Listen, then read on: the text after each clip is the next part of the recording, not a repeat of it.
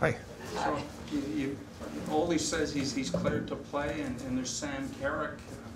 I don't know if you can give much away, but how does everybody fit in possibly here tonight? Well, we were two guys short there, and not knowing what Ole's status was going to be, and if it was approved from both sides, making sure everybody was there. So it looks like he's going to be approved. So it looks like he's going to be in. So we're just one guy short. So we're just trying to figure out all the bodies and who's able to be here on emergency and who's being recalled. And so we're figuring all that out as we go. Smith out tonight? Trevor, he wasn't. Yeah, it's more from just his nagging injury that he had. Same reason that kept him out of practice yesterday. Do you know who Ole will play with tonight? Have you decided yet? I think he's going to play with Leo. Played with him in World Championships. He's familiar. They played together before. Had some success there. And probably Clarkson. What do you expect from him? Here's a guy who's played right wing all year. He made no bones about the fact he wasn't pleased about that. He's happy to be back at center. Well, he's a veteran guy. He's played over 1,200 games. I mean, he's played in a lot of situations, World Championships, played for teams, scored goals. He's been seen it. And I'm looking forward to him to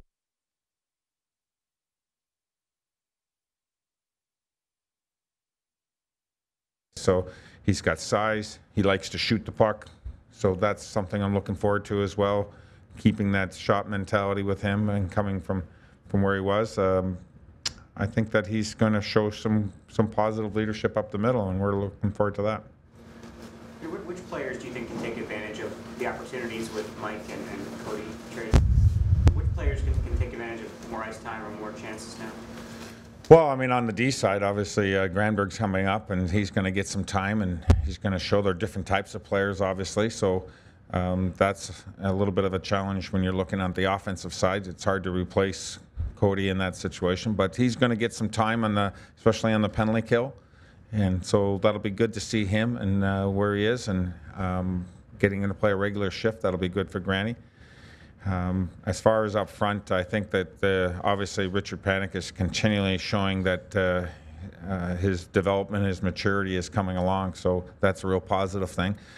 We had Kozin in practice. He'll most likely play tonight too, as well, so it'll be good for him. I think he was very excited to be on the ice yesterday in practice, since he kind of made the team out of training camp and then had an injury which kind of took him out a little bit. And when he came back up for that short time, it didn't look like his skating was where it was when he left, but it does now. So it looks like he's back to that area again of his where he was before. So I think that he's very excited about that opportunity as well. For his offensive numbers with the Marlies, they seem to be down. Yep. Just talking with him, he said there's more to his game than just the offense, and he thinks that's going to come eventually as well.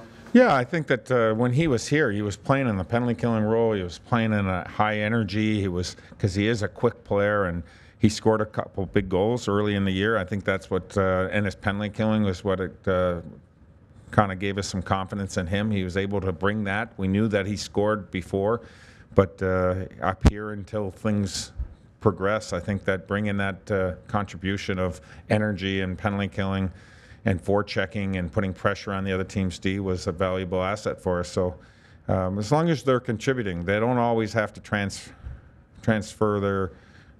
all their skills of before they turn professional into what they're doing now. I mean, he can bring that energy in that forechecking area, and that's what we think is valuable right now. And as his confidence and his time grows and gets bigger and bigger, his offense will get bigger. You're having coached in Nashville, Florida, non-traditional markets, and now coming to obviously Toronto, where it's a more traditional market. Have you found that there's some players that just fit into a smaller market, a non-traditional market versus a bigger market? Does it have to have the right psyche to play in a big market, or does it differ for guy to guy, or what's been your? I think everybody can play there. I think you're going to deal with the distractions. There's obviously a lot more coverage here in Toronto, and I think that's the biggest thing. And when you talk about just the hockey part, you're really just looking at the development of the team and the culture of the team and getting it to where you want it to be. I mean, everybody's a little different. In Nashville, when we were there, we did a lot of development through the draft and through our minor league system, And we didn't do as much in the free agency until we got the trade deadline, until we got to that point. But we really spent more time developing our own players. You know, Florida had just cleaned house a couple years beforehand, and they had a lot of high picks when you're looking at some of their young, talented players. And so they were looking forward to them developing. So it's just a little bit different type of the way the team is being built. But I think anybody can play in any market. I don't think there's any rules or type of player that is better in one area or the other. It's just how you deal with the distractions. Morgan and Jake enhanced minutes tonight, power play especially.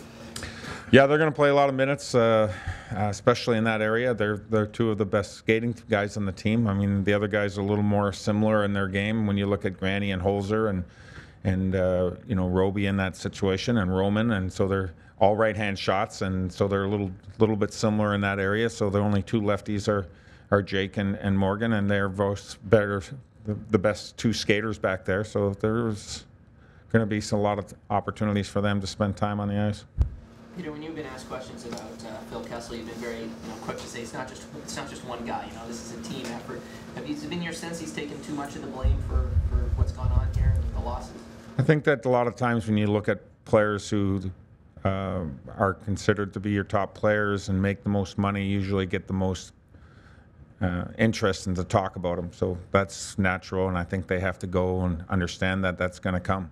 And that's part of the responsibilities of that kind of player. So I think they understand it. They may not always like it, but that's part of it. So, you know, I think everyone, from my standpoint, I don't try not to worry too much about the politics of different things outside that room. I try to keep them and myself thinking more as far as what they're contributing and trying to keep their work ethic and their attitude positive within that room. Speaking of positive attitude, do you feel like, I mean, Saturday was a good effort in a building, in a situation where you probably expect that, or is your sense the group is going to come out with some energy? It can be tough, non-traditional opponent, Florida, not a lot of history there on a weekday in Toronto.